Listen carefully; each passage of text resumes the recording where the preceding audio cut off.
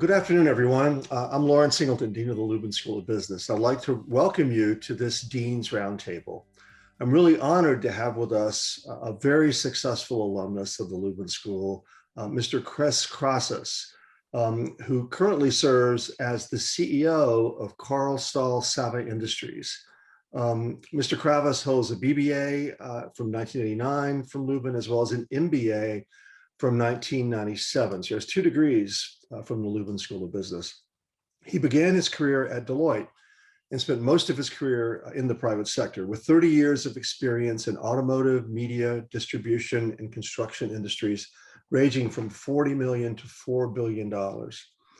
He joined Carl Stahl Sava Industries as the company's CFO in 2015 and was elevated to president and CEO in 2019, leading innovative growth, operational excellence, and personnel strategies. Over his career, he has taught for CPE Inc., which is a CPE, continuing professional education company, and has been a speaker and panelist for various topics in industry and lean manufacturing. His most recent panel discussion in December of 2019 was with Cohn Resnick on how manufacturing companies are managing crisis through agility. Really honored to have Mr. Krasas with us here this afternoon. So let me turn it over to you and say welcome to you. Thanks for being here. Thank you, Larry. I really do appreciate it. I would like to welcome all the students. This is an honor for me to speak. I've thought a lot about this topic and how to connect with the Lubin students, and I will give you my best. I promise you for the next hour. I realize your time is valuable. It's beautiful out right now. And I do thank all of you for participating. I guess I could start with really just talking about how I got to PACE and a little bit about PACE University and how my experience there really has everything to do with why I'm CEO today. And I'll start out by saying that I had some role models on the accounting side. I saw friends who had accountants and CPAs as fathers and various role models at my church. And for me, it's something that I aspired to. My humble beginnings, I was born in the Bronx. My father had a very small business in the Bronx, and I came from incredibly humble beginnings. I had the opportunity to go to PACE. At the time, they had a Pell Grant, I believe, and other forms of financial assistance. And I remember standing at the foot of my parents' bed, first generation, telling my parents that I was going to PACE University, and I was the first one. And I remember after accepting, looking at a blue curriculum book about accounting, and it looked incredibly intimidating, all the classes. But I kind of put my planning hat on and buckled in for the ride. I would say that initially my experience at PACE, when I first got to PACE, was really social. I joined a fraternity, and there were so many different moments at PACE for me where I could have gone in a different direction, but had the support of PACE University to move things forward. And I would tell you that that social network, the number of successful people that I surrounded myself with was incredible. From Joe Iannello, which is the Iannello Fieldhouse, was a close personal friend and someone that I still keep in touch with, to Linda Hulstrung, who was a partner at Deloitte, who was my accounting tutor and who I desperately needed. So the beginnings for me were very social, but that changed. And through that, I was urged to move into student government, and was the sophomore class president, the junior class president, and eventually SGA president. And from that led to speaking engagements to hone the skill of speaking. While I had done some of it in my high school years, that opportunity, and I think back now, I have 3 kids, one of which is graduated, one that's graduating from college this year, and another one is graduating from high school. And I think back at that time of where I was age-wise, and that opportunity to speak. When we think about Pace University and Opportunitas, we think about that. And that album, I have to tell you that the ability to speak and the ability to manage teams and to lead at Pace University, again, has everything to do with the success. Well, I'll then kind of roll into the internships that I had. I had 2 internships, one with Northern Telecom, which was a Canadian AT&T at the time, as well as Avon Products, which was distribution. It was a data center for Avon Products. And the ability to walk through those doors and have those in the workforce provide guidance to me, everything from dress to helpful tips on presentations. Pace was ahead of its time in those years in terms of providing those types of experiences. There were also the subtle things, the things that I watched a Pace University video of the Pleasantville campus yesterday. The subtle things that don't end up in a video. And between my sophomore and junior year, my mother had she had passed away. And the subtle things was Pace had a support group for those that had lost a family member. And that never shows up really anywhere, but that was one of those pivot things that I was not alone in that process. I met my wife at Pace University at North Hall. We were one of the few, I think, relationships that actually got married out of the university, as far as I know, in my days. But of course, that was my whole life really is around that, and so what I haven't mentioned is academic, and the irony of never quitting through all of this was at the end of my freshman year, I had completed financial accounting, the first of financial accounting class, and I didn't do too well. And look, I'm a CPA today, and I know the hard work it took to get there, but I didn't do too well in that first class. And I chose not only to work during the summer, but to take that class again. And so I always tell that story to my kids in terms of, I don't know if you're freshman, sophomore, junior, senior, where you are in that point in your career at Pace University, but I will tell you that the people I was surrounded with had grit. And I will kind of leave you with a recent TED Talk as I kind of wrap this portion of Pace University. And her name is Angela Lee Duckworth. You might want to write that down. She did a TED Talk. You probably could look it up on YouTube. And she and her team looked to see, they looked at West Point cadets, they looked at spelling bee, and looked to see who would be successful, aspiring higher. They looked to corporations to see who would be the best salespeople. And what they found is one of the factors there, determining factors, was grit. And that was this passion for perseverance and passion towards long-term goals. And I believe that the people that I went to school with and the experience that I had helped me with that. And I hope that you find a piece of that as well as you progress to not quit and to keep moving things forward. There were plenty of opportunities for me at that age, again, to go in kind of a different direction. And all the support was there all along the way. And so, again, I'm happy to share that with you. As far as my first full-time job, if I wanted to talk a little bit about that in the industry, it began at Deloitte.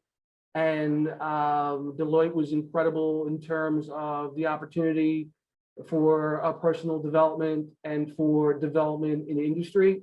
I was surrounded by some of the best minds in accounting. I would tell you it was quite intimidating coming out of college.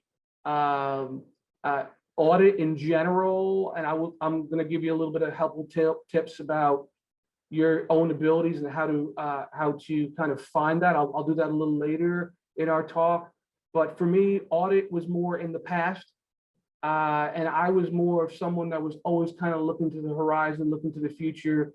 And I realized later in life that planning and forecasting and that aspect of finance and accounting was something that I really, really liked better. I liked the operational aspects of business, And so for me, I took an opportunity out of Deloitte into operational audit and worked for Volvo in various Volvo cars in various positions in finance and in operations, corporate administration at Volvo. And when I look back at those times, there are a couple of things that really stand out in my career, and I would urge you as you go through your careers to think about some of these things. The first one was at Volvo Finance. It was a joint venture with GE Capital, and that was the Jack Welch days. And I was put onto a team to do a supplier management review, and I was trained in negotiation. And I would say skill-wise, to learn the skills of negotiation and persuasion and to create win-wins will help you personally and professionally. And so that sticks out in my mind as something that was something, and I've used that skill of supplier management to today. As a matter of fact, we have an open position, a senior position in purchasing. We were talking about supply management today. And the next piece of Volvo that I would say that was incredibly important, and I would think about this as you go through your careers and as you urge, is that I had the opportunity to launch and to really be one of the key implementers and super users of an enterprise system. And in that case, it was SAP. And I engaged myself in that project. And I would say, as far as your careers are concerned, at some point in your career, to get, in my opinion, to get to higher levels, you have to have a complete understanding of overall systems and process. And that can be done in a lot of different ways through process mapping, a given task that you might have, to, in my scenario, process mapping, understanding how all the systems were integrated. And the reason why I think that is important earlier than later in your career is those types of skills to me are priceless. And I combined systems knowledge and SAP, and that's why I went for my master's at Pace University.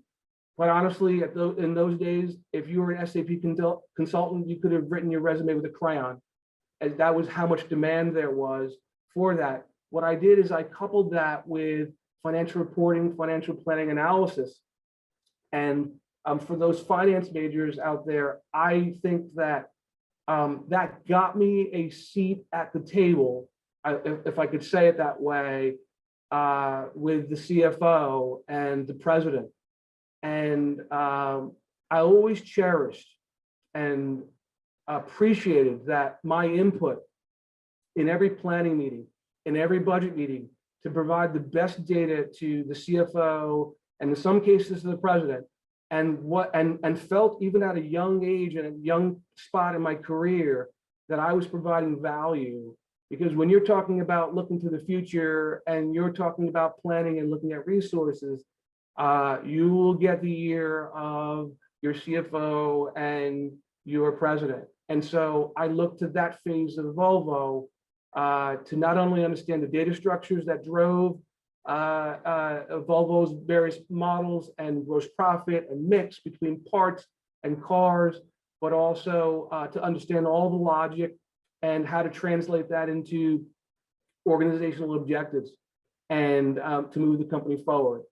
From there, unfortunately, like many things in your career, Volvo was bought by Ford. They moved out to California. I had family, young children in New Jersey, and I decided not to go. I moved into the media field, and that was driven by my experience with SAP. I was an SAP expert and worked for The Record at the time. For those of you in the northern New Jersey area, the Bergen Record or North Jersey Media Group was at one time in New Jersey one of the largest companies, one of the largest media companies in New Jersey. And here's the next tip that I would give, and that is, you know, when those opportunities come to you to get involved in mentorship projects or projects where you'll be teaching others in the company, jump at it and never let go. And what Volvo had, The Record had done is allow me to be one of, I believe, 15 mentors in the organization. I was trained by Ohio State University to be a lean continuous improvement mentor. And at the time, I had been in industry and I had been in corporate for a while, and the flavor of the month and the next initiative began to wear a little on me. And I learned more in getting involved in lean manufacturing through that program, and then taught up to, I would say it was about 1,100 employees, the principles of lean thinking and the principles of lean manufacturing, which I to this day, I still do. And I would say that was a life changer for me. Why? It involved really taking a completely different view, really away from finance, and really digging into how to eliminate waste, how to process improve. And what I mean by that is, we used to show an example of going shopping of the 40 to 50 steps from the moment you get out of your car to the moment you get back into your car and put those groceries in your refrigerator. And to take it from 50 steps down to, say, 25 steps and get 25 steps out of the process. And if you think about technology today, the Amazons of the world, today it's 1-2 clicks and then it arrives at your house. But those principles of reducing lead time and reducing takt time and eliminating waste are things that I got to tell you were just, again, priceless for me in my journey. And then I would leave you with one other thing, which I probably would say, if there's one thing that you take away today, it is this, and it is to learn about yourself. And I'll talk about how I do that in learning about my employees. Probably about, I would say it was probably about 8 years ago, I had the opportunity to do a week-long coaching session called Strategic Coach out in Chicago. It was primarily with entrepreneurs. And if you might want to write this down, it's called Unique Ability. And the best way I would describe this to you is if you took a piece of paper, cut it into, made it into a 4-box. The upper left box would be those things that you love to do, those things that give you energy every step of the way, those things where you have unlimited energy, and start to write those things down as you experience them through your college days, and continue to do that actually through your days in the workforce, because you're going to find things out about yourself. And let me continue this example. Then to the right, the box to the right, the upper right box, put those things that you like to do, things that you're naturally good at, and keep a list of those things. In the lower left box, put those things that you're competent in but don't like doing. You just don't like doing them. And then the lower right box, put things that you are incompetent in. And what I mean by incompetent is things that cause you stress, things that you do that where you procrastinate, things that you do that cause conflict with. And again, I'm talking professional things. I guess you could throw personal things down as well. And make a list of those things. And what I did as a leader, again, in many of the organizations, I would do this analysis where I would have any worker. I've done this with engineering groups. I've done this with manufacturing groups. I've done this with corporate finance and administration. Honestly, it can be done anywhere. And what we basically do is we look at a task, say 20, 30, 40 tasks that any employee will do, and they write them down over the period of a month. And then I would sit down one-to-one, and I would have them take those 40 and put them into these 4 boxes. And what I got out of it as a leader is to understand what makes people move and what really, really makes them tick and what they love to do. And as a leader, if I can find projects, if I can find initiatives, if I can find those things where they are in their unique ability, then that is truly how the company can grow. Wouldn't want to put anybody into a project where they were in an incompetent activity. So what are some of mine? Some of mine were teaching.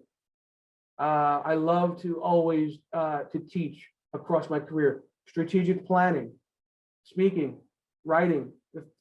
Honestly, that's why I enjoy doing this so much for the hour that we have. And it helps to often go back and look. I had a conflict last week, and I went back and looked at the unique ability of that individual, and it was staring at me right in the face.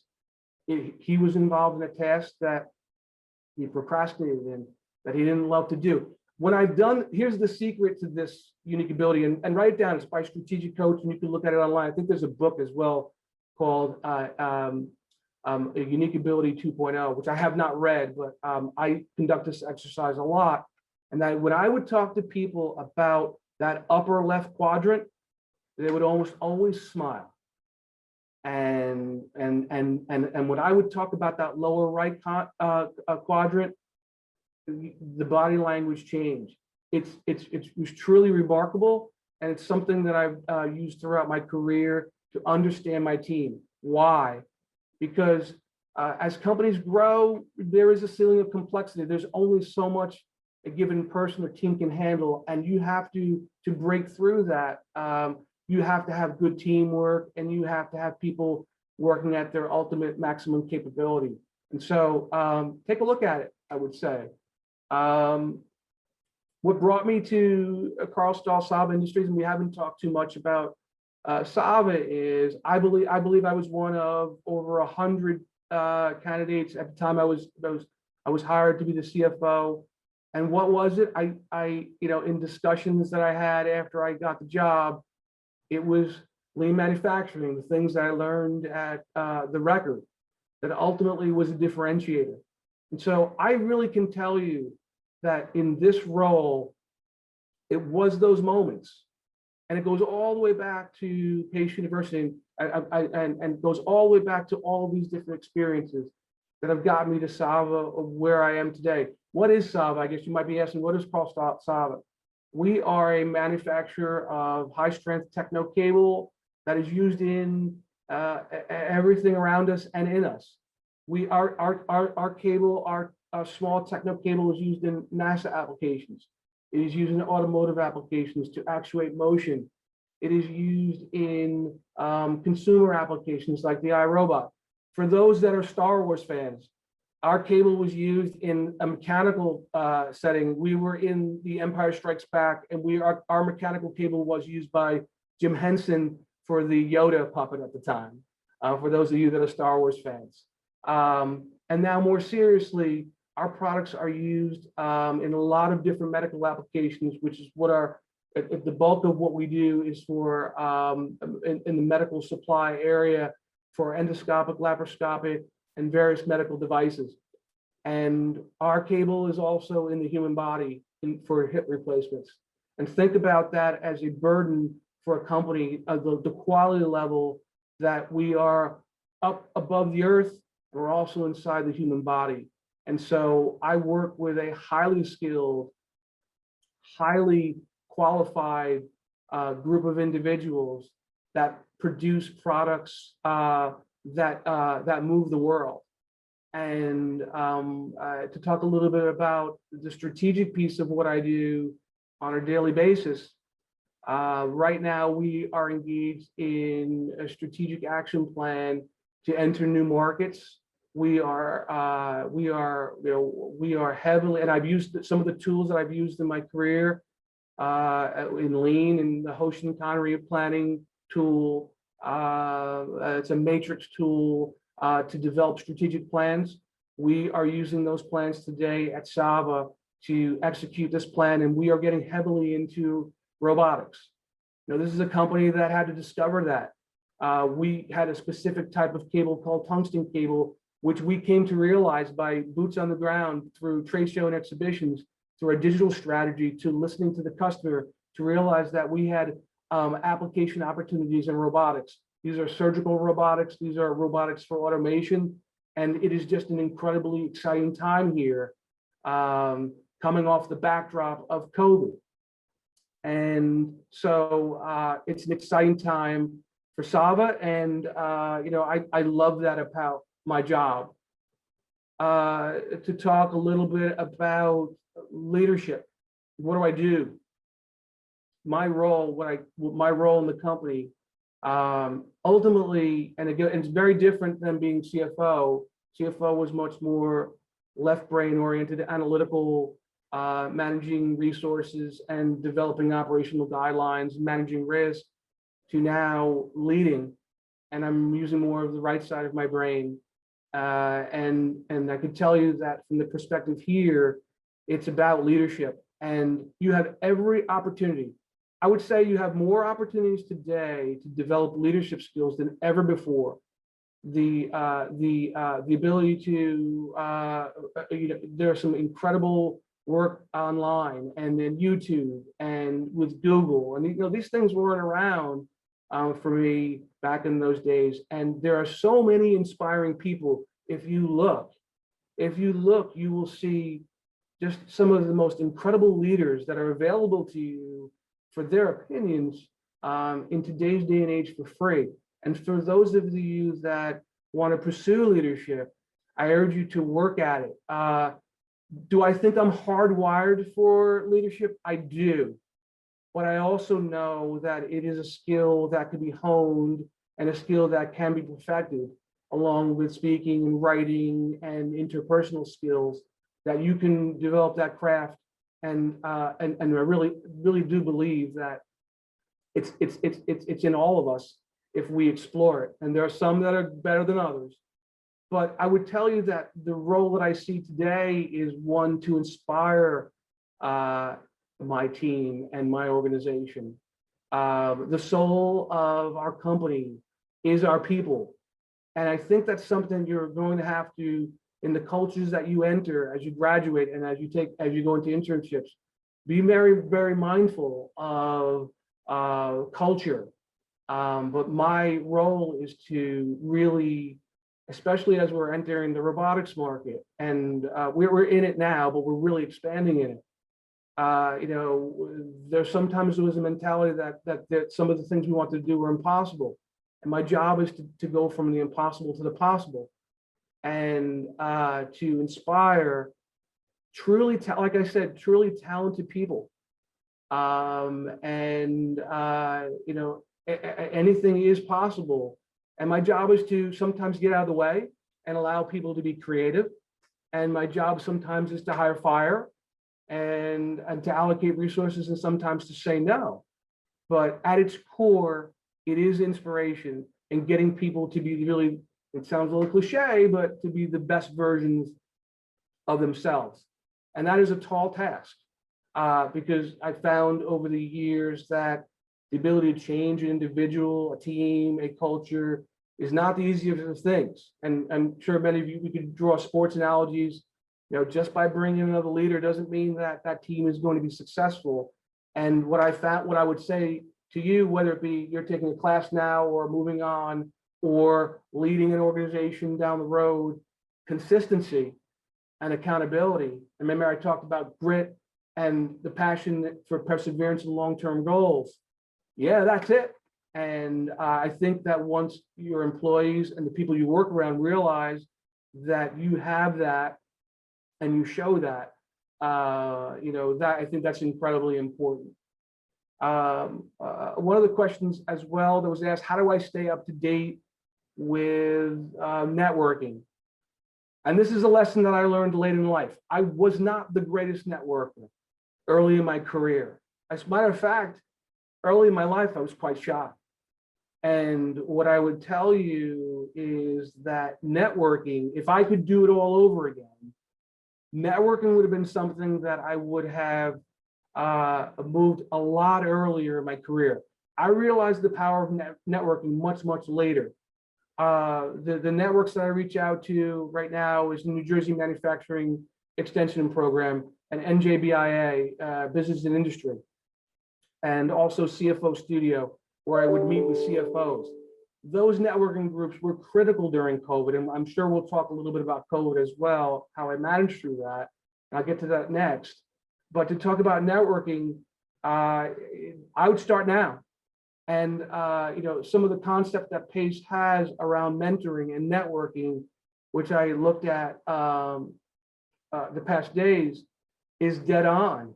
And to start that earlier and to build that network of people above you so that they can give you solid advice. And asking a PACE alumni or a friend about career advice, we love it. I would tell you that we love to share. I have a gentleman a senior vice president of engineering here who has a nephew. I said, just call me or reach out to me.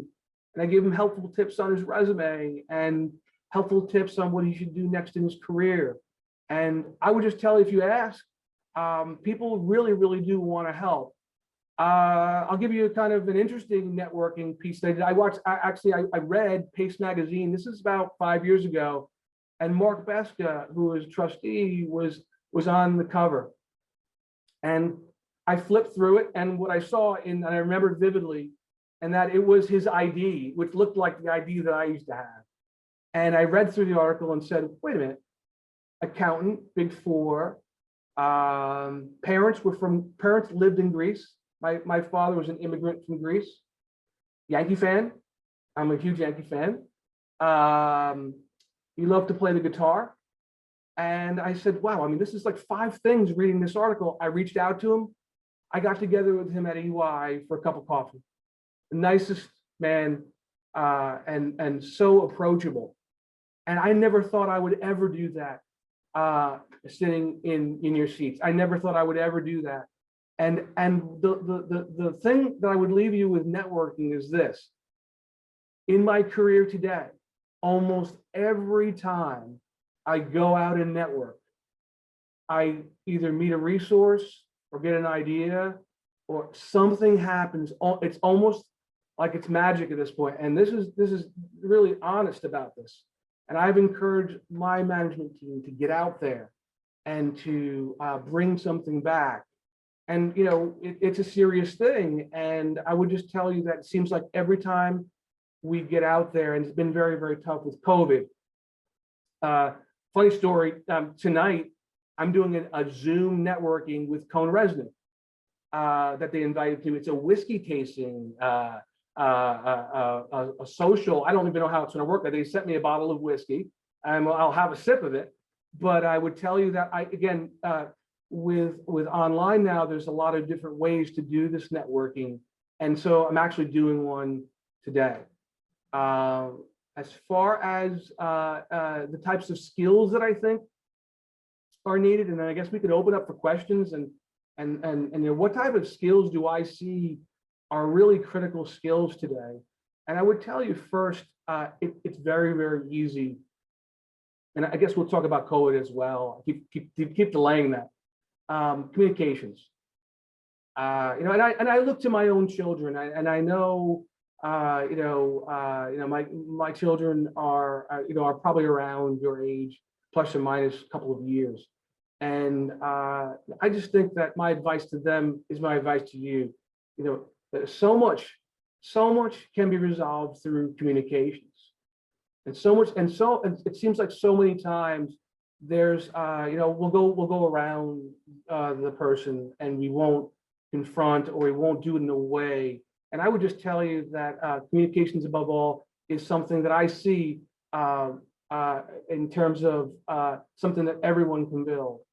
Another is really problem solving. To come out of college and to really, in almost all cases of what you're going to do, you're probably going to be solving a problem, whether it be internal or for a customer. And to really hone problem solving skills and to engage is going to be critical. I mean, some of the other things, written communication skills, that's important. I would say the thing that I look for in a young graduate is, are they going to be able to supervise? Because it's fast paced today.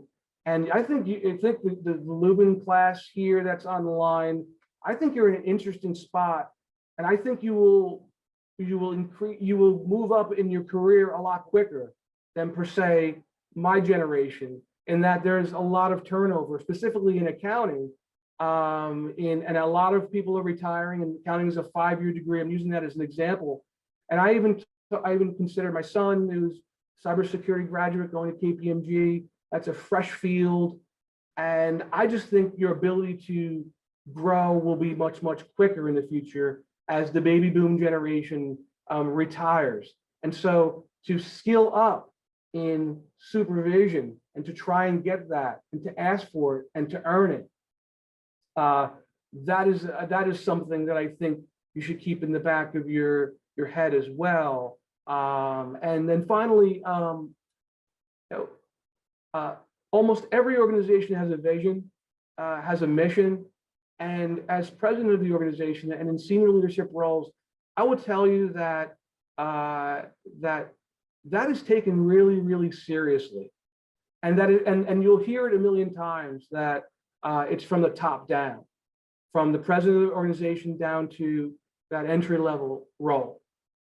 And what I would tell you is, and this isn't the cheerleading piece for someone coming into an organization, but to be a part of the culture, to cultivate and be part of the initiatives that the company is putting through with enthusiasm and energy will differentiate, in my opinion, your ability to grow. And that is, it's you know, we're always looking for across my career in various roles, always looking for those stars that are in a little bit earlier, stay a little bit later, willing to go the extra mile, problem solve, willing to supervise, willing to get into the trenches with communications, willing to solve problems. And so, you know, I know I've given you a lot of different pieces, but, you know, naturally working in teams as well is critical. But those are kind of the things that I think, those soft skills are things that as you see them at Lubin and as you take those classes, you know, they're critically important. Liana, I would leave it open to questions. I've done a lot of talking and you've done a lot of listening. Students, thank you. Oh, sorry, I just wanted to make a quick announcement. You're more than welcome to ask the questions yourself by either unmuting or raising the hand icon. You can also put questions in the chat and send it to me directly. And while you're doing that, I forgot about COVID. I keep forgetting about it. How can we forget about it? I would tell you that COVID-19, gosh, where do I start? It was the most challenging problem of my career. And I had to utilize every single skill set I had. And that goes right back to Pace University and the Lubin School of Business and all of those extra things that I had done over my career. I'd done a lot of problem solving over my career, a lot of different industries. I've seen managers and leaders that I wanted to aspire to. I'll take a little bit from here, a little bit from here, a little bit from here to try and get to the best version that I could get to on the decision-making side. And I will tell you that learning agility, and there's a YouTube video out there that I did with my organization on how I managed through that. But I would tell you learning agility was by far one of the most important things besides communication. And what I mean by that is that there were no answers. There was no textbook, and we had to respond in a way that was both thoughtful. Our business was essential in New Jersey. We had customers in the medical field that still required our product. We took hits like every company, large revenue hits, but we made the choice that we were essential and had to carry on. And with that, you know, I look back to April of last year, even March and April of last year, some of the writings that I had to do, some of the hard choices was by far the toughest time for me because it really dealt with people and humans and their lives and their families. And it was learning agility, the ability to take everything that you've learned and to go into the unknown and go into that jungle and to make those decisions. And I did it with an accomplished and experienced team. And I did it ultimately with direct communications. The pandemic, whether it be leaders at Pace University, at the state level, at the national level, private industry, public industry, it tested CEOs' ability to truly manage a crisis that was financial, health, keeping your business afloat, and dealing with just too many variables on the people side that you would ever want to try and figure out. And I would tell you that it dominated my office every single day through this crisis. And I look back at it, and speed is something that is a big deal here, and how we can get to our customers with speed. And we actually had to use the skills we were working on, speed to our customer, to speed to give information updates to our employees, information to our suppliers, information to our customers and our owners. And I had to use every skill set in the book to keep the business going. And it's not over yet. The question is asked me, well, how are you innovative in the crisis? Two ways, I would say. One was we achieved a healthy certified site, probably one of the we were noted as the first 50 in New Jersey. And I honestly, I believe we were really even more than that. I think we're probably in the top 10, top 20. And that was basically going through a standard operating procedures on how to stay safe. And that was of critical importance. The other way in terms of innovation is that while this was happening, I had some of the most skilled and talented people in engineering and sales and marketing, and they kept our strategic initiatives going from their homes in some cases, hunting for new business, and nurturing and developing prototypes, specifically in the robotic space, to that now as we are coming out of this pandemic, that we are seeing that rebound. And the rebound is for all those things that didn't happen in 2020, but we're also seeing all of the fruits of our labors on new business opportunities in robotics. And so if we had had this discussion a year ago, I would have thought that I would be where we are today. I would have said, no way. And there is something to be said for consistency and honest, good communications. And I believe that's why we were successful coming out of the pandemic. Again, it's not over. But if you have any questions on that, I'd be happy as well to answer. Thank you. You got really interesting career in the life story. Thank you very much for sharing that with us. Mr. Krasas is an example of a very successful alumnus of the Lubin School of Business. We're really glad to have him here with us. While the questions are coming in from other persons, let me kick it off. You have a really interesting career. You started as an accountant and you end up as a CEO of a company like yours. Would you recommend that career path to someone in school now? Is starting as an accountant a good thing if you want to end up doing what you're doing?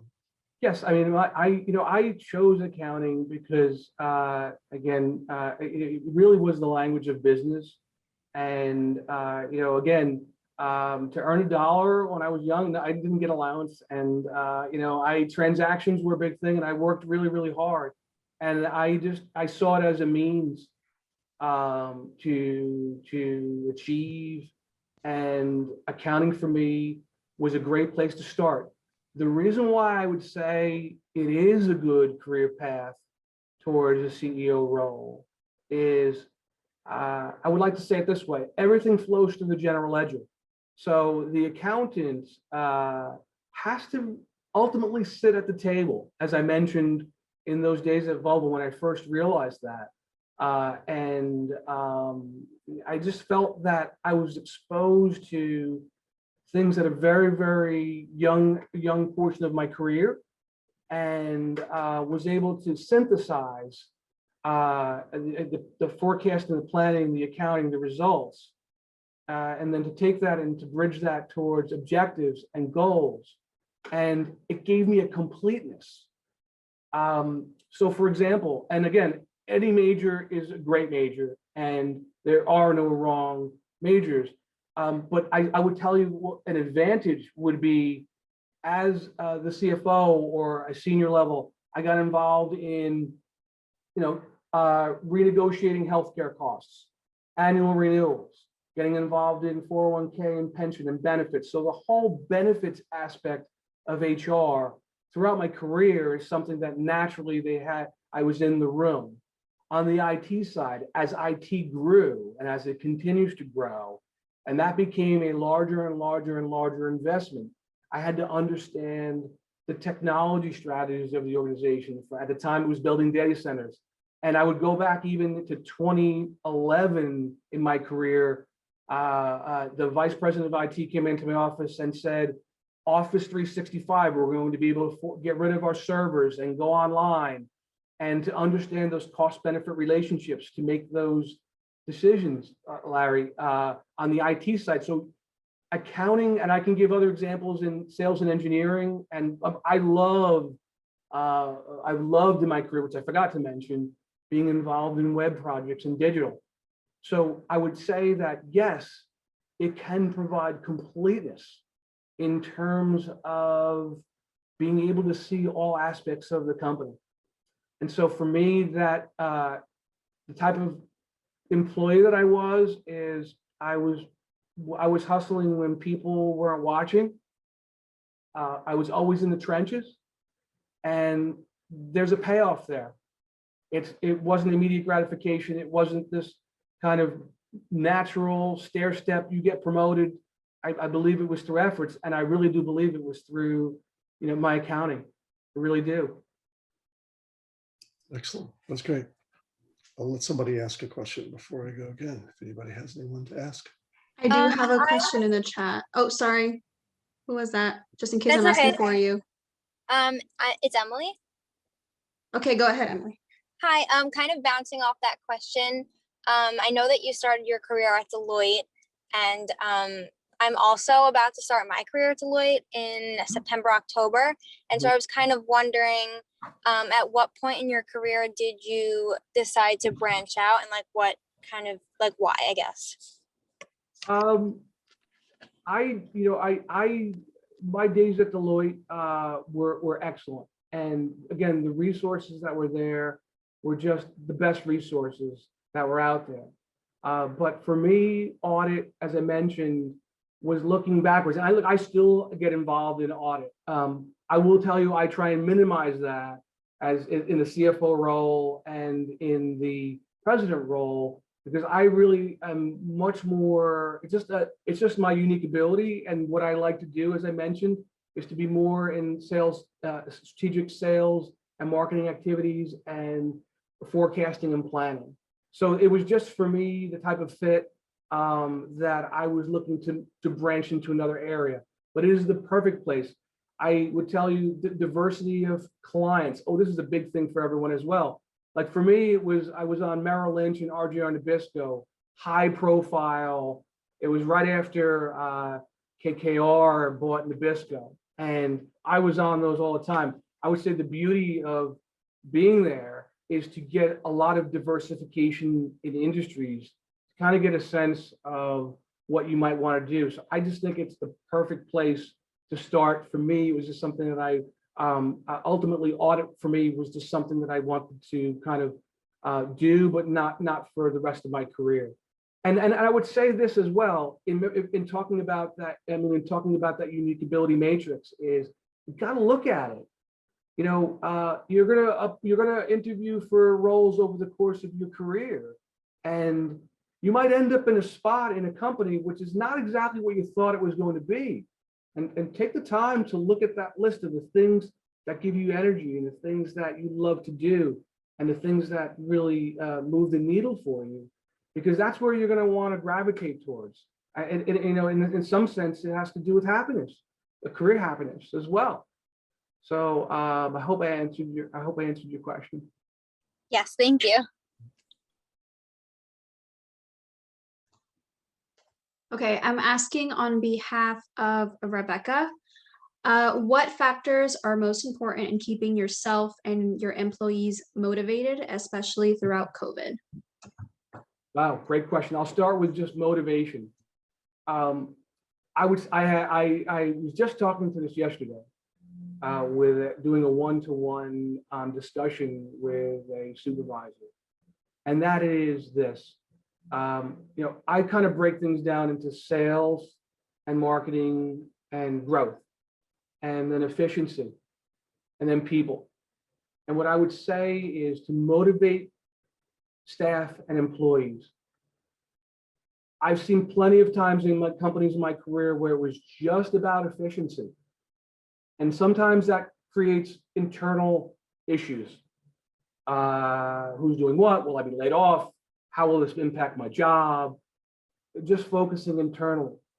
And what I would tell you is, what I've learned even in this role is this balance to motivate employees. It really is a combination of sales and growth. Employees are not, they can't be fooled all across my entire career. And there has to, the company, the leader of the company, the senior members of the company have to make a compelling case for growth. Because if you're not growing, then you're in reverse, ultimately, growing or dying. And I think the ultimate motivation is to combine efficiency activities, combining that with true sales and growth initiatives that employees can see, whether it be in how they see the company growing, the returns of the company, the growth of the stock, that if it's public, there has to be some glue there. Through COVID, much different. The motivation behind COVID was that we were going to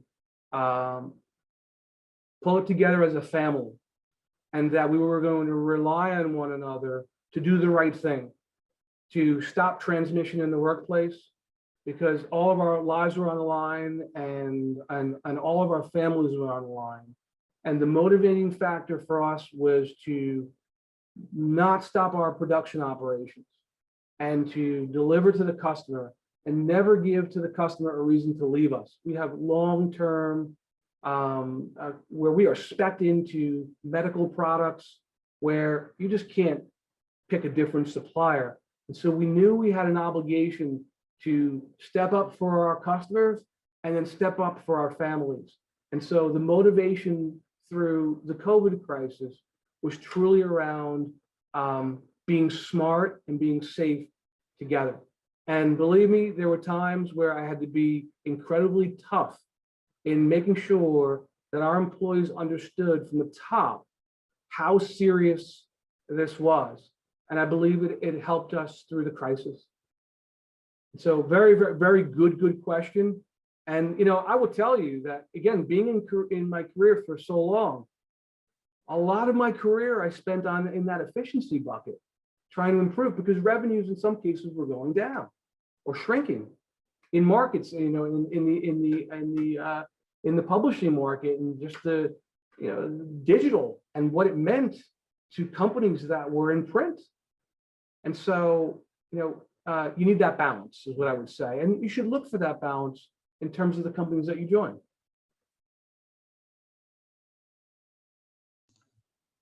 I have another question on behalf of a student.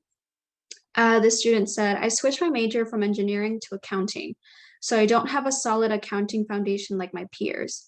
I was wondering, will the experience of engineering hurt me or help me? Oh my God, these questions are unbelievable. I will tell you this. The former president of Sava was an engineer by trade. And for a while, when the company was small, really had a financial accounting hat. And what I would tell you is the skills of engineering of precision really, really do carry forward to accounting. Accounting is a language, accounting is a system, and there's a level of precision there. And ultimately in accounting, things truly do balance out. They do reconcile, and they really do prove out. And to me, that is no different than the proving out of an engineering concept, from prototype to actual production to a product that works. And so I will tell you that across my career, I've dealt with engineers, and I found them to be some of the most brilliant individuals that are out there. And I think that transition to accounting, the fact that you like that as a career, I think in many ways accounting might be easier for you, honestly, because I think that in accounting, I would tell you there's no faking in accounting. And either you know it or you don't. It's math. And if you like that level of precision, I think it's a great place to start. Good question. And I would tell you that our former president had the best records that I've ever seen of any company I've worked for. Another question I have is, what is the work-life balance like as an executive? It's 24/7. I will tell you. So there are times at night when I wake up and I'm thinking about how I'm going to approach a problem, a risk, an issue. How am I going to finance our growth? And similar, I would give this example similar to always talking about when you join the workforce and you start investing and take a little bit of that paycheck to pay yourself first. What I actually learned this through Strategic Coach, which I talked about, which again was talking about unique ability. Strategic coaching was also very interesting because being the CEO is very much entrepreneurial in nature. And what you have to do is you have to block out buffer time. You have to have those buffer days where you manage days differently. One day will be a problem solving day. One day will be a day of briefings with all of your staff and to chunk those activities. And there are also all those days that you will need to completely disconnect if you can. And that's really tough in a digital world, but that recharges the engines.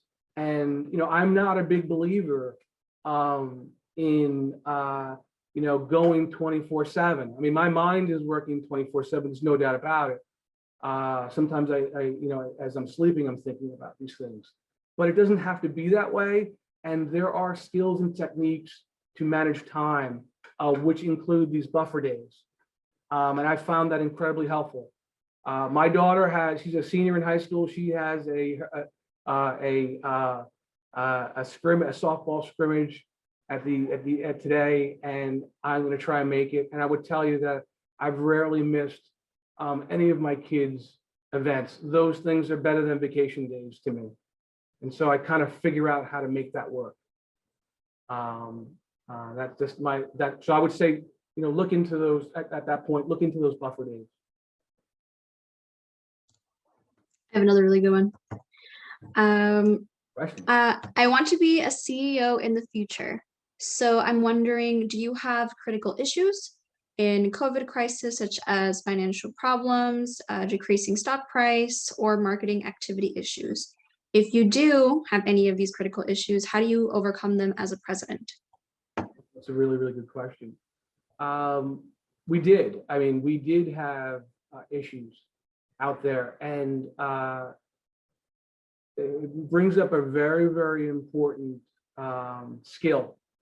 And it's something at this company, as well as other companies that I've worked for, and that is delegation.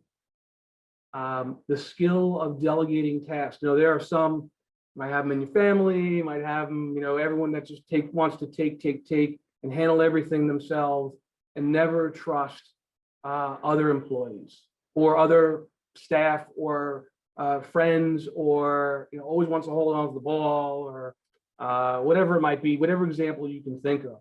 And so the skill of delegation in the COVID crisis was critical. I had no choice. And what I said in my podcast is you couldn't win a golf match with one club. And I had to delegate out to an experienced team and really had to say, okay, sales and engineering, you guys have got to continue on this path of growth in these new markets. HR and operations, I need you on the operations side to be on the factory floor every day. And if anything comes through these walls, we had, we're in two different buildings. Anything comes through these walls that you even think is an issue, I want to know about it with a temperature check at 7:30 in the morning. And on the HR side, these issues, the things were changing on a daily basis with COVID. And I had to rely on the HR team and rely on outside experts to give ever-changing advice on benefits, whether it be if somebody got sick, how will we pay them, and what benefits were they entitled to. At the same time, we did experience significant revenue declines, and in our top 10 customers, they were almost all largely medical, and people weren't going for elective surgeries. Those hospitals were literally being allocated for COVID. And so we saw an incredible drop, and we had to reach out to make sure that we had adequate financing, and we had to scale back capital plans where we could, and we had to do a complete reallocation of our plan. And it was a day-by-day struggle for us. But you know, these things do come to an end. And I think that those come out of this on the other end. It's a great question. Though we will be forever changed through the pandemic and through COVID by the nature of how we're meeting today online. And I think that some aspects of that is permanent. But the lessons that we learned from COVID ultimately, I think, will help us kind of gravitate towards the future. We had a little bit of work from home, for those that might ask that, but I realized early on that the social isolation piece, you know, some families were taking care of their children, but I got a sense as the CEO, and I take a lot of pride in leading with a bit of an emotional intelligence. I did sense that some of our employees were not connected. And we tried early on in June, July to bring some of those employees on the staff side back because it felt like there was a bit of a disconnect.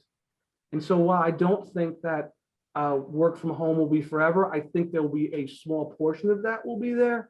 That was another huge thing for us to get through.